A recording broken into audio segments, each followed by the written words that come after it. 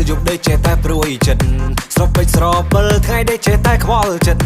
ស្រឡាញ់នាងមួយដេកព្រួយក្នុងអរ៉ាដូចមិនច្បាំងការពិបាកហាឲ្យវាចំអាម៉ាអើយជួយមើលតើនាងក្រមុំឬយ៉ាងណាអាម៉ាអើយជួយមើលតើនាងក្រមុំឬយ៉ាងណា